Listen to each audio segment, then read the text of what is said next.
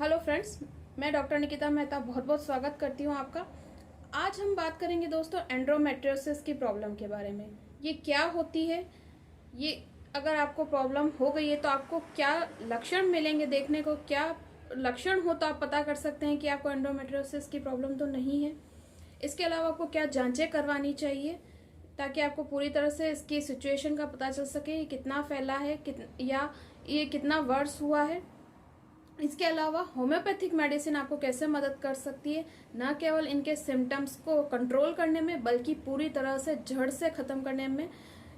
इसी सब बातों के बारे में हम बातचीत करेंगे। एंडोमेट्रियोसिस की प्रॉब्लम के बारे में हम चर्चा करें उससे पहले एंडोमेट्रियम को जानना बहुत ज़्यादा जरूरी है। एंडोमेट्रियम जो है वो यूट्रस की इनर लेयर है।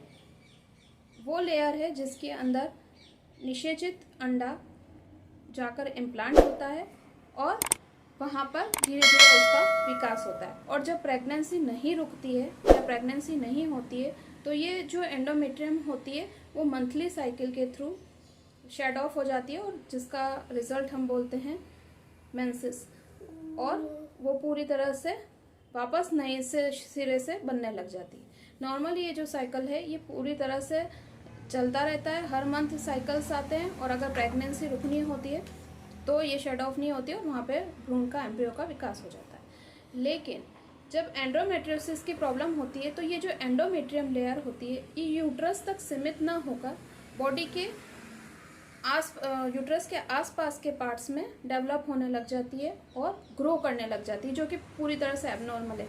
अब ये यूट्रस की बाहर की साइड्स में भी हो सकती है, ओवरी पे भी हो सकती है, और जब सीवियर केस होते हैं और बहुत ज़्यादा फैल जाता है ये एंडोमेट्रियोसिस तब ये इंटेस्टाइन्स में भी चली जाती है।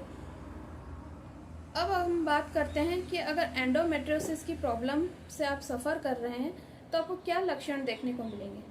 सबसे पहली बात तो ये कि जो आपके मेंसेस हैं वो प्रॉपर नॉर्मल नहीं रहेंगे।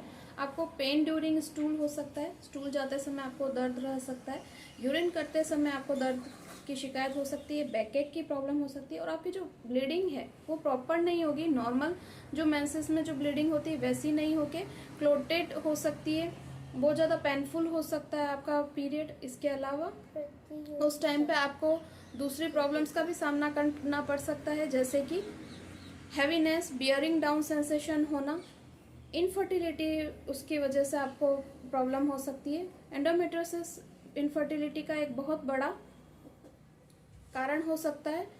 इसके अलावा अगर हम देखें तो जो एंडोमेट्रियोसिस है उसकी वजह से जो डिस्मेनोरिया है वो काफ़ी ज़्यादा देखने को मिलता है। संबंध बनाते समय बहुत ज़्यादा दर्द होता है।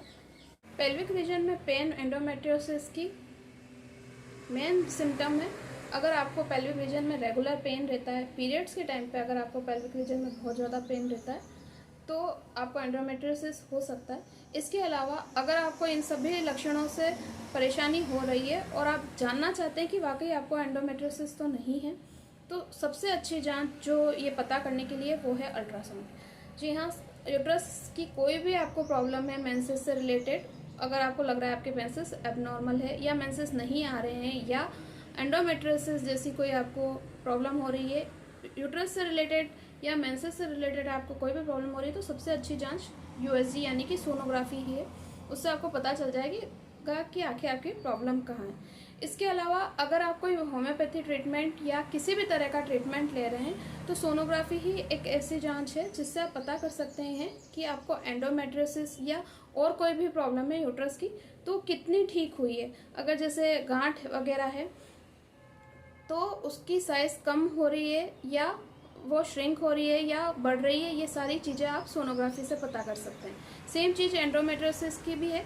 जब आप होम्योपैथी ट्रीटमेंट लेते हैं तो आपको रेगुलर बेसिस पे 2 मंथ, 2.5 मंथ या 3 मंथ के अप्रॉक्स आपको ये जांच करा के देखते रहना चाहिए कि आपको और प्रॉब्लम तो नहीं बढ़ी है या आपकी प्रॉब्लम ठीक हुई है तो वो कितनी हुई है। इससे पहले कि मैं आपको होम्योपैथिक मेडिसिन बताऊँ, आप लोगों से रिक्वेस्ट है कि अगर आपको मेरी जानकारी अच्छी लगती है, मेरे बनाए हुए वीडियो आपको अच्छे लगते हैं और आपको लगता है कि और किसी के काम आ सकते हैं, तो प्लीज़ मेरे वीडियोस को लाइक, शेयर, कमेंट ज़रूर करिए। साथ ही साथ बेल आइकन पर क्लिक कीजिए चैनल सब्सक्राइब करके, ताकि आपको आगे आने वाले मेरे जो भी वीडियोस हैं उनके नोटिफिकेशंस मिलते रहे। अब चलिए बात करते हैं होम्योपैथिक मेडिसिन की। होम्योपैथिक मेडिसिन में बहुत सारी मेडिसिन हैं जो एंडोमेट्रियोसिस को ठीक कर सकती है, पूरी तरह से जड़ से ख़त्म कर सकती है और आपके जो सिम्टम्स है उसमें भी रिलीफ दे सकती है। क्योंकि कई बार हम सुनते हैं कि होम्योपैथी सिम्टम्स में रिलीफ देती है लेकिन जो अंदर आपकी प्रॉब्लम है उसको जड़ से नहीं ख़त्म कर पाती है। तो ऐसा नहीं है, ना ये केवल आपका सिम्टम्स ठीक करेगी बल्कि अंदर से जो आपकी एंडोमेट्रियोसिस हो रही है, अंदर अलग जगह एंडोमेट्रियम जो बढ़ रही है उसको भी ख़त्म करती है। तो जो एंडोमेट्रियम है वो इधर एक जगह से दूसरी जगह अलग अलग जगह पे बन रही है, तो ये एक तरह से बॉडी में ओवर ग्रोथ के कारण हो रही है। तो बॉडी में जो ओवर ग्रोथ को कंट्रोल करने की सबसे अच्छी मेडिसिन है वो है थूजा 200। थूजा 200 जो मेडिसिन है वो आपको 2 बूंद सप्ताह में एक बार लेने की होती है।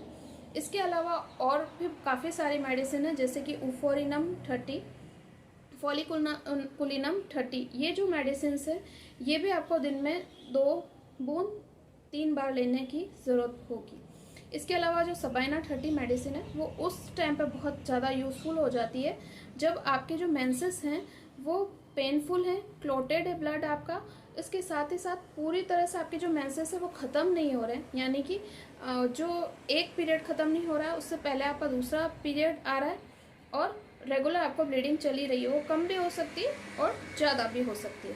इसके अलावा अगर आपको संबंध बनाते समय दर्द बहुत है और आपको एंडोमेट्रियोसिस की प्रॉब्लम होती है, स्टूल के टाइम पे आपको पेन हो रहा है, तो सबसे अच्छी मेडिसिन जो है वो सेपिया 30 है। 2 बूंद दिन में आप 3 बार उसको ले सकते हैं। इसके अलावा जो सेपिया 30 मेडिसिन है ये आपके मेंसेस को भी रेगुलेट करेगी और आपके जो एंडोमेट्रियोसिस है उसको भी ठीक करेगी।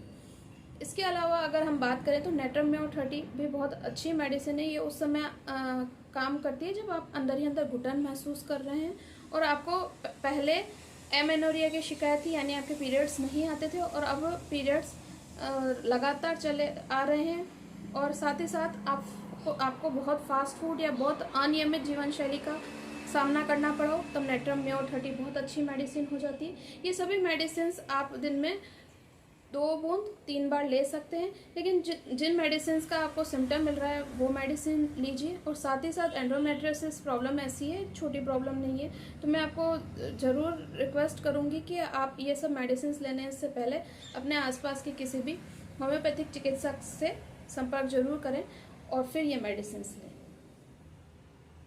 Thank you for watching.